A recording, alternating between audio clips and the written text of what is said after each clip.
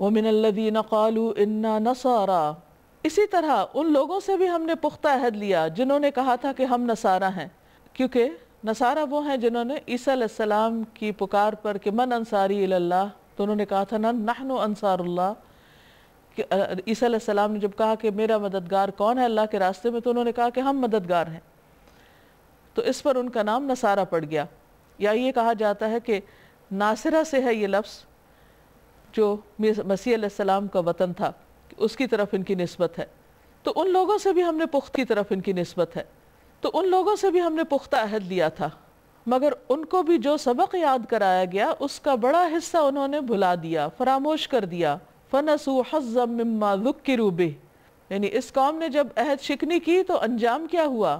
فَأَغْرَيْنَا بَيْنَهُمُ الْعَدَاوَةَ وَالْبَغْضَاءَ إِلَى يَوْمِ الْقِيَامَةِ، ہم نے ان کے درمیان عداوت اور بغض ڈال دیا، یعنی آپس میں دشمنی اور بغض و عناد کا بیج بو دیا۔ یہ سزا ہوتی ہے اس قوم کی جو اللہ کے ساتھ کیے ہوئے عہد کو توڑتی ہے۔ اور ضرور ایک وقت آئے گا جب اللہ انہیں بتائے گا کہ وہ دنیا میں کیا کرتے رہے، کیا بناتے رہے، یعنی قیامت کے دن اللہ کے حضور حاضر ہو کر بھی ان کو جواب دہی کرنا ہوگی۔ اے اہل کتاب، ہمارا رسول تمہارے پاس آ گیا ہے جو کتاب الہی کی بہت سی ان باتوں کو تمہارے سامنے کھول رہا ہے جن پر تم پردہ ڈالا کرتے تھے، یعنی جن کو تم نے چھپایا ہوا تھا، اور بہت سی باتوں سے درگزر بھی کر جاتا ہے، یعنی بعض خیانتیں تو کھول دی گئیں تمہاری، اور بعض جن کی ضرورت نہیں تھی ان کو چھوڑ دیا گیا۔ قد جاءکم من اللہ نور و کتاب مبین، تمہارے پاس اللہ کی طرف سے روشنی آ گئی ہے اور ایک ایسی حق نما کتاب جس کے ذریعے سے اللہ ان لوگوں کو جو اس کی رضا کے طالب ہیں سلامتی کے طریقے بتاتا ہے۔ یعنی یہ کتاب قرآن مجید لوگوں کو اللہ کی رضامندی اور سلامتی کی راہوں پر لے جاتا ہے۔ وَيُخْرِجُهُم مِّنَ الظُّلُمَاتِ إِلَى النُّورِ، اور ان کو اپنے اذن سے اندھیروں سے نکال کر اجالے کی طرف لاتا ہے اور راہ راست کی طرف ان کی رہنمائی کرتا ہے۔ لَقَدْ كَفَرَ الَّذِينَ قَالُوا إِنَّ اللَّهَ هُوَ الْمَسِيحُ ابْنُ مَرْيَمَ، یقیناً کفر کیا ان لوگوں نے جنہوں نے کہا کہ مسیح ابن مریم ہی خدا ہے، یعنی مسیح علیہ السلام کو معبود بنا ڈالا۔ قُلْ فَمَن يَمْلِكُ مِنَ اللَّهِ شَيْئًا إِنْ أَرَادَ أَن يُهْلِكَ الْمَسِيحَ ابْنَ مَرْيَمَ وَأُمَّهُ وَمَن فِي الْأَرْضِ جَمِيعًا، کہہ دیجئے اگر اللہ مسیح ابن مریم کو اور اس کی والدہ اور تمام زمین والوں کو ہلاک کر دینا چاہے تو کس کی مجال ہے کہ اس کو اس ارادے سے باز رکھے؟ اللہ تو زمین اور آسمانوں کا اور ان سب چیزوں کا مالک ہے جو زمین اور آسمانوں کے درمیان پائی جاتی ہیں۔ جو کچھ چاہتا ہے پیدا کرتا ہے اور اس کی قدرت ہر چیز پر حاوی ہے، لہٰذا کسی بھی چیز کو پیدا کرتا ہے، اس کو ایک خاص رنگ، شکل، ذائقہ، خوشبو دی ہے، اس میں انسان اپنی مرضی سے تبدیلیاں نہیں کر سکتا، تو وہ رب کسی انسان کو کس انجام سے دوچار کرنا چاہتا ہے اس پر بھی وہ پوری طرح قادر ہے، اس کا بھی مالک ہے۔ وقالت اليہود والنصارى نحن ابناء اللہ واحباؤہ، یہود و نصارہ کہتے ہیں کہ ہم اللہ کے بیٹے ہیں اور اس کے چہیتے ہیں۔ ان سے پوچھو پھر وہ تمہارے گناہوں پر تمہیں سزا کیوں دیتا ہے؟ در حقیقت تم بھی ویسے ہی انسان ہو جیسے اور انسان اللہ نے پیدا کیے، وہ جسے چاہتا ہے معاف کرتا ہے، جسے چاہتا ہے سزا دیتا ہے۔ وَلِلَّهِ مُلْكُ السَّمَاوَاتِ وَالْأَرْضِ وَمَا بَيْنَهُمَا وَإِلَيْهِ الْمَصِيرُ، زمین و آسمان اور ان کی ساری موجودات اسی کے ملک ہیں اور اسی کی طرف سب کو واپس جانا ہے۔ اے اہل کتاب، ہمارا یہ رسول ایسے وقت تمہارے پاس آیا ہے اور دین کی واضح تعلیم تمہیں دے رہا ہے جب رسولوں کی آمد کا سلسلہ ایک مدت سے بند تھا، تاکہ تم یہ نہ کہہ سکو کہ ہمارے پاس کوئی بشارت دینے والا اور ڈرانے والا نہیں آیا۔ سو دیکھو اب وہ بشارت دینے والا اور ڈرانے والا آ گیا ہے اور اللہ ہر چیز پر قادر ہے۔ یاد کرو جب موسیٰ علیہ السلام نے اپنی قوم سے کہا تھا، اے میری قوم کے لوگو، اللہ کی اس نعمت کا خیال کرو جو اس نے تمہیں عطا کی تھی۔ اس نے تم میں نبی پیدا کیے، تم کو فرما روا بنایا، تم کو وہ کچھ دیا جو دنیا میں کسی کو نہیں دیا۔ اے برادران قوم، اس مقدس سرزمین میں داخل ہو جاؤ جو اللہ نے تمہارے لیے لکھ دی ہے۔ یعنی موسیٰ علیہ السلام جب بنی اسرائیل کو مصر سے نکال کر صحرائے سینا میں لائے تو اس وقت عمالقہ کا زوال شروع ہو چکا تھا، تو اللہ تعالیٰ نے حکم دیا کہ تم بس ایک سٹیپ اور اٹھاؤ اور اپنے ملک داخل ہو جاؤ اور امن سے جا کر رہو۔ لیکن انہوں نے کیا کہا؟ انہوں نے کہا ہمارے لیے تو بہت مشکل بات ہے، تفصیل آگے آ رہی ہے۔ فرمایا پیچھے نہ ہٹو ورنہ ناکام و نامراد پلٹو گے۔ انہوں نے جواب دیا اے موسیٰ وہاں تو بڑے زبردست لوگ رہتے ہیں، ہم ہرگز وہاں نہ جائیں گے۔ ملک ان کا اپنا ہے لیکن ان سے ڈر گئے، دشمنوں سے ڈر گئے، جب تک وہ وہاں سے نہ نکل جائیں۔ ہاں اگر وہ نکل گئے تو ہم داخل ہونے کے لیے تیار ہیں۔ پھر آپ کا کیا کمال ہے؟ اصل بات تو یہ کہ اللہ کی اطاعت کرو، جو کرنے کو کہہ رہا ہے وہ کر جاؤ۔ ان ڈرنے والوں میں 2 شخص ایسے بھی تھے جن کو اللہ نے اپنی نعمت سے نوازا تھا۔ انہوں نے کہا کہ ان جباروں کے مقابلے میں دروازے کے اندر گھس جاؤ، جب تم اندر پہنچ جاؤ گے تو تم ہی غالب رہو گے۔ انہوں نے ایک طریقہ بتا دیا جو اللہ نے اپنی حکمت سے ان پر القاء کیا۔ اللہ پر بھروسہ رکھو اگر تم مومن ہو، وہ ان کو انکریج کر رہے ہیں۔ اور ایمان کا یہ تقاضا ہے کہ وَتَوَاصَوْا بِالْحَقِّ وَتَوَاصَوْا بِالصَّبْرِ کیا جائے۔ اگر ایک شخص کسی کام کو نہیں کر پاتا تو اس کو کرنے کی ہمت افزائی کی جائے اور اس کو کرج دلائی جائے اور سپورٹ کیا جائے۔ تو وہ اللہ سے ڈرنے والے 2 بندے ایسے تھے جو یہ کر رہے تھے، مگر بنی اسرائیل اپنی بزدلی کی وجہ سے مان کے نہیں دے رہے تھے۔ لیکن انہوں نے پھر یہی کہا اے موسیٰ ہم تو وہاں کبھی نہ جائیں گے۔ اب دیکھیں صریحاً اللہ اور اس کے رسول کی نافرمانی ہو رہی ہے۔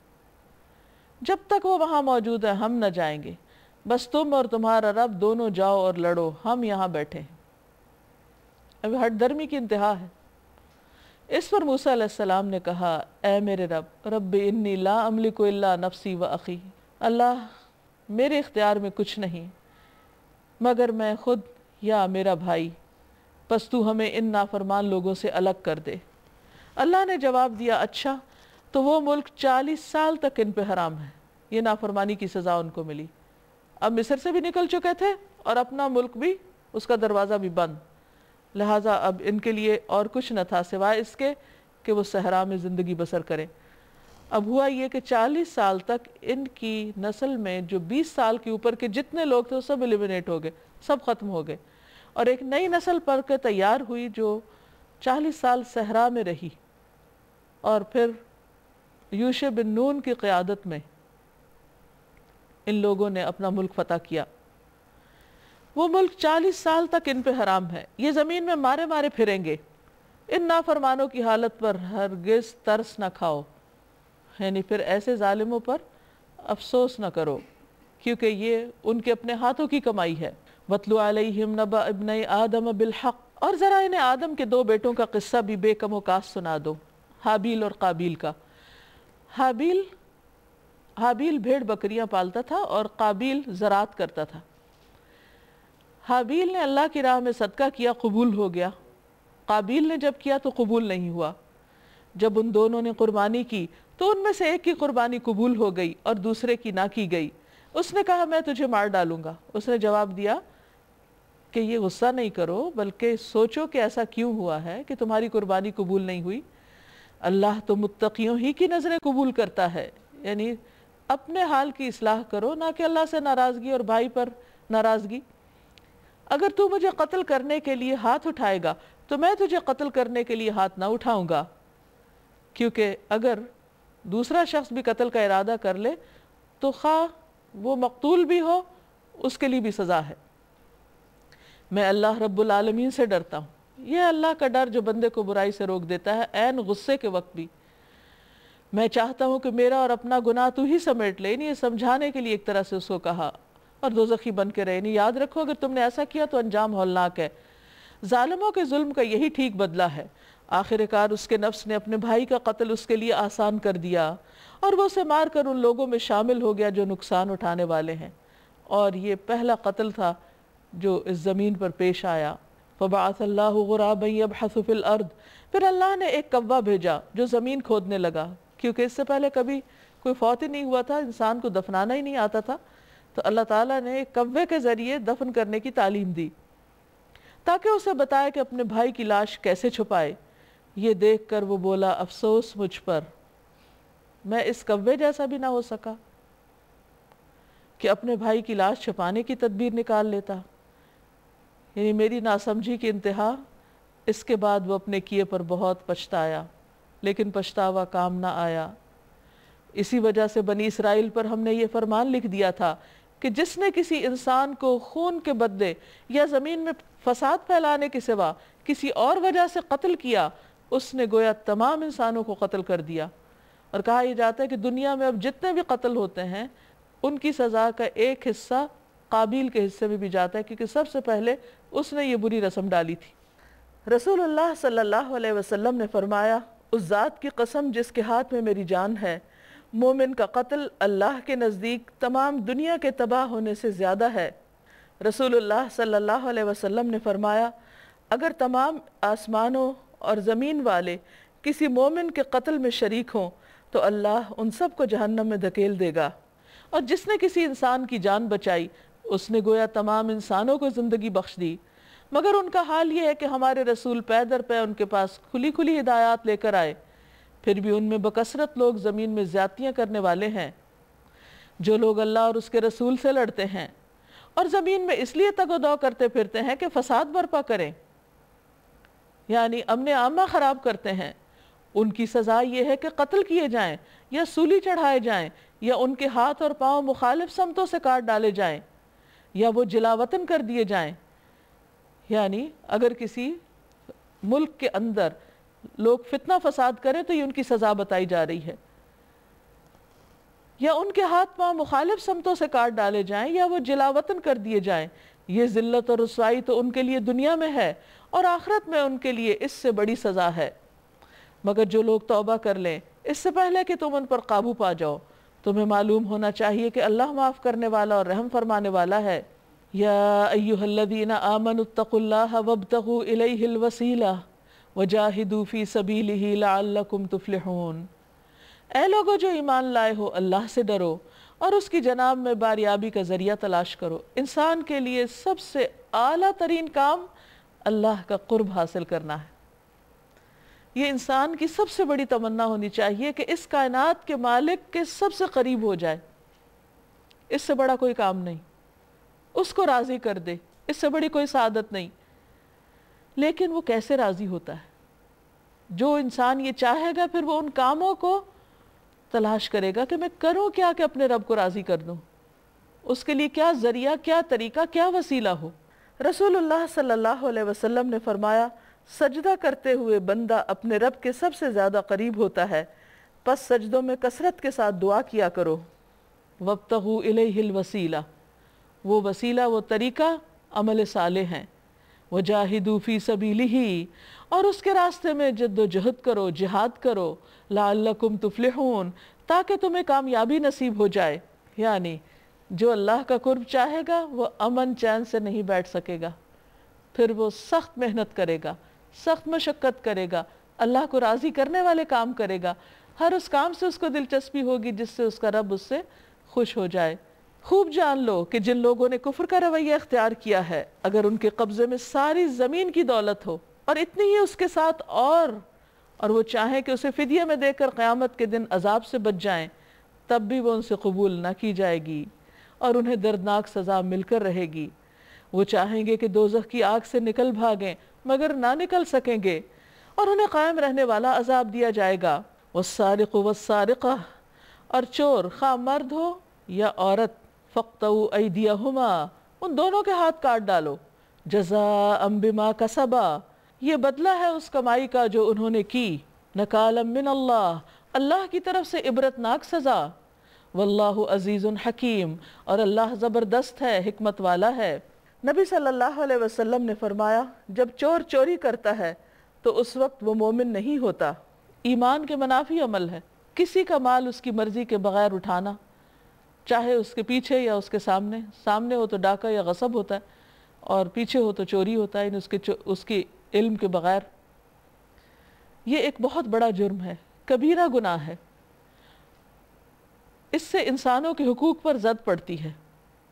تو اللہ سبحانہ وتعالیٰ نے مظلوم کے حق کی حفاظت کے لیے اور چوری کا آئندہ دروازہ بند کرنے کے لیے ایسی سزا تجویز کی کہ جس سے دوسرے دیکھ کر ہی ڈر جائیں۔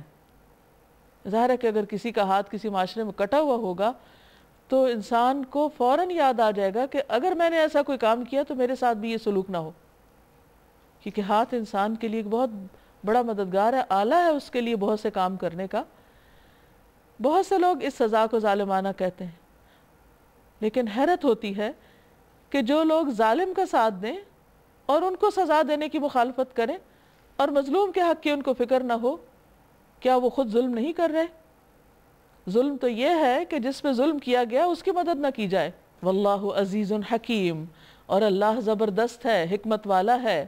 فمن تاب من بعد ظلمہ، تو جو اپنے ظلم کے بعد توبہ کر لے، وہ اصلح، اور اصلاح کر لے، آئندہ سے چوری سے بالکل باز آ جائے، فإن اللہ یتوب علیہ، تو بے شک اللہ اس پر مہربان ہوگا۔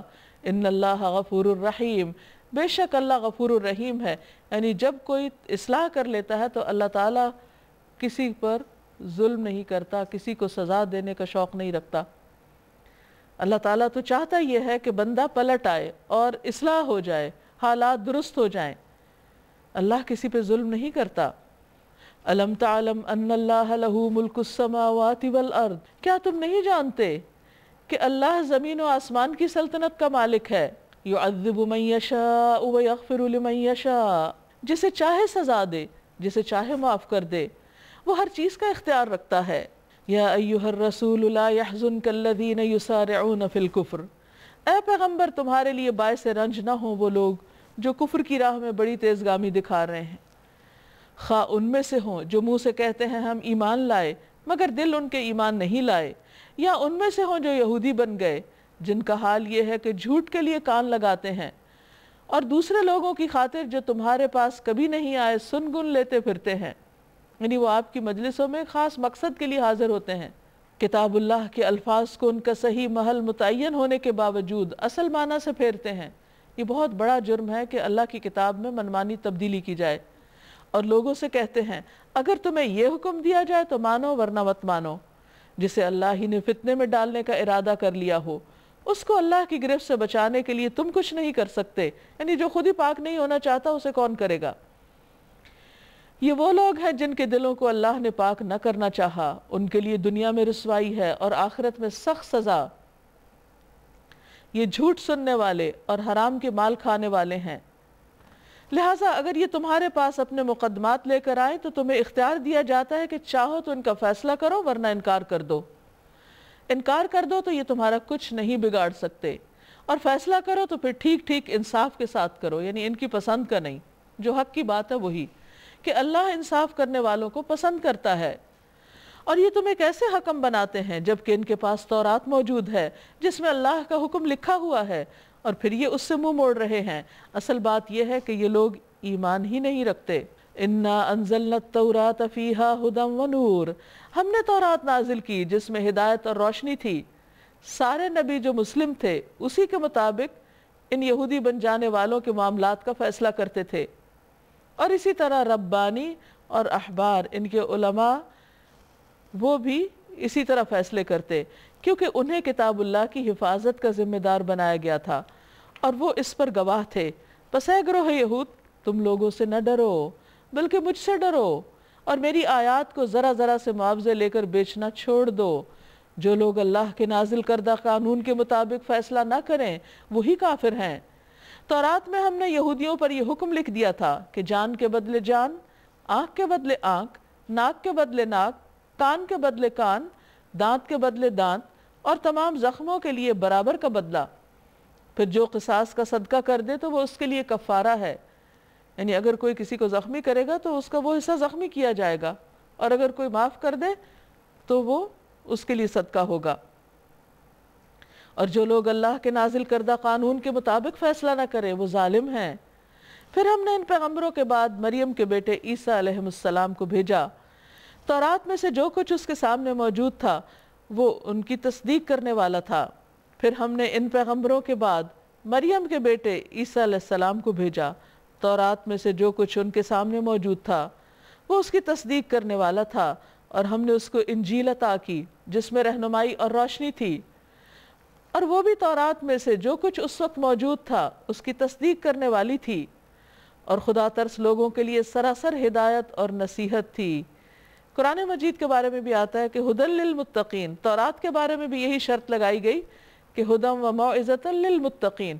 اس سے پتہ یہ چلتا ہے کہ اللہ تعالیٰ کی ہدایت سے وہی لوگ فائدہ اٹھاتے ہیں جن کے دلوں میں ڈر ہو اس بات کا کہ انہیں اللہ کے پاس واپس جانا ہے اور اپنے اعمال کا حساب دینا ہے، تو وہ حساب کے ڈر سے پھر ضرور جاننے کی کوشش کریں گے کہ ان کا رب ان سے چاہتا کیا ہے۔ وَلْيَحْكُمْ أَهْلُ الْإِنْجِيلِ بِمَا أَنزَلَ اللَّهُ فِيهِ، اور اہل انجیل کو اس کے مطابق فیصلہ کرنا چاہیے جو اللہ نے اس میں اتارا ہے۔ وَمَن لَّمْ يَحْكُمْ بِمَا أَنزَلَ اللَّهُ، اور جو لوگ اللہ کے حکم کے مطابق فیصلہ نہ کریں فَأُولَئِكَ هُمُ الْفَاسِقُونَ، بس یہی لوگ دراصل فاسق ہیں۔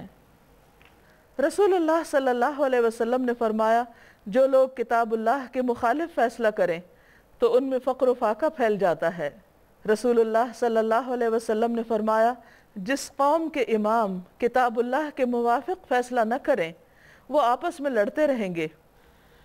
پھر اے محمد صلی اللہ علیہ وسلم، ہم نے تمہاری طرف یہ کتاب بھیجی۔ تورات اور انجیل کا ذکر کرنے کے بعد قرآن مجید کا ذکر ہے جو حق لے کر آئی ہے، اور الکتاب میں سے جو کچھ اس کے آگے موجود ہے اس کی تصدیق کرنے والی، یعنی الکتاب سے مراد پہلی تمام کتابیں، اور اس کی محافظ و نگہبان ہے، یعنی اس میں سے جو چیزیں لوگوں نے تبدیل کی یا ان میں سے کچھ ضائع ہو گئیں تو یہ اس کتاب میں وہ ساری تعلیمات جمع ہو گئی ہیں، اور اس کی حفاظت کا ذمہ اللہ تعالیٰ نے خود لیا ہے۔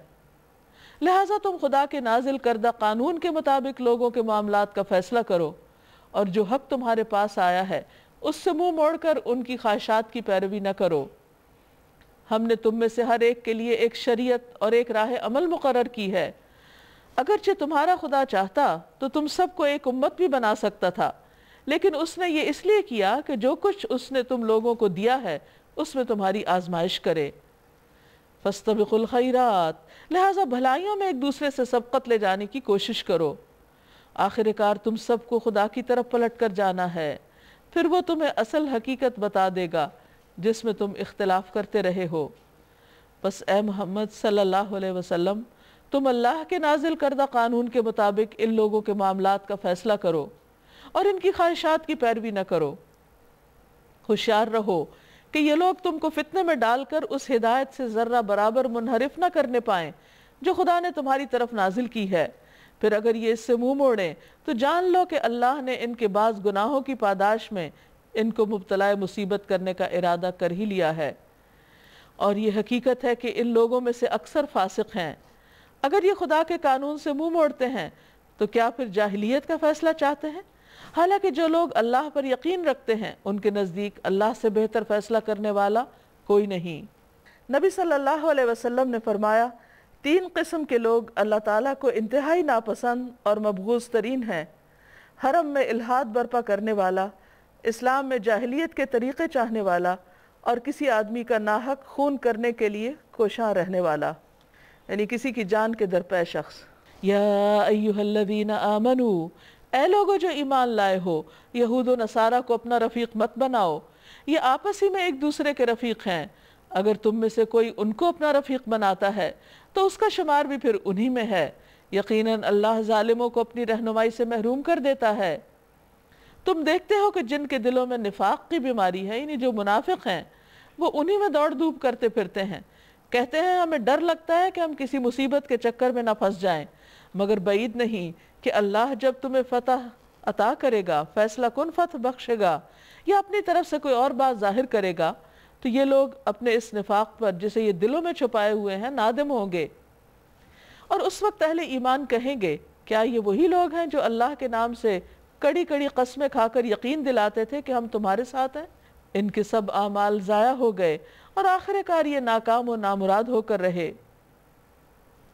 یا ایہا الذین آمنو، اے لوگو جو ایمان لائے ہو، اگر تم میں سے کوئی اپنے دین سے پھرتا ہے تو پھر جائے، اللہ اور بہت سے ایسے لوگ پیدا کر دے گا جو اللہ کو محبوب ہوں گے، اللہ ان کو محبوب ہوگا، جو مومنوں پر نرم اور کفار پر سخت ہوں گے، جو اللہ کی راہ میں جد و جہد کریں گے اور کسی ملامت کرنے والے کی ملامت سے نہ ڈریں گے۔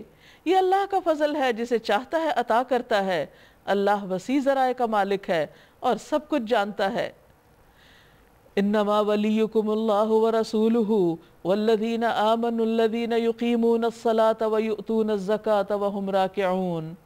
تمہارے رفیق، تمہارے دوست تو در حقیقت صرف اللہ اور اس کا رسول اور وہ اہل ایمان ہیں جو نماز قائم کرتے ہیں، زکوٰۃ دیتے ہیں اور اللہ کے آگے جھکنے والے ہیں، اور جو اللہ اور اس کے رسول اور اہل ایمان کو اپنا رفیق بنا لے اسے معلوم ہو کہ اللہ کی جماعت ہی غالب رہنے والی ہے۔ اے لوگو جو ایمان لائے ہو، تم سے پہلے اہل کتاب میں سے جن لوگوں نے تمہارے دین کو مذاق اور تفریح کا سامان بنا لیا ہے، انہیں اور دوسرے کافروں کو اپنا دوست اور رفیق نہ بناؤ، یعنی دین کا مذاق اڑانے والوں کو اپنا دوست مت بناؤ۔ اللہ سے ڈرو اگر تم مومن ہو۔ جب تم نماز کے لیے منادی کرتے ہو تو وہ اس کا مذاق اڑاتے ہیں، یعنی آذان کا مذاق اڑاتے ہیں، جس میں کیا کہا جاتا ہے کہ اللہ سب سے بڑا ہے، اس کے الفاظ کو ادھر ادھر الٹ پلٹ کرتے ہیں۔ اس کی وجہ یہ ہے کہ وہ عقل نہیں رکھتے، یعنی جو عقل مند انسان ہو وہ کسی کے بھی مذہبی شعار کا مذاق نہیں اڑا سکتا۔ یہ جہالت اور نادانی میں مبتلا ہے تو مسلمانوں سے اختلاف رکھنے کی وجہ سے اللہ کے نام کو بھی مذاق میں لے لیتے ہیں۔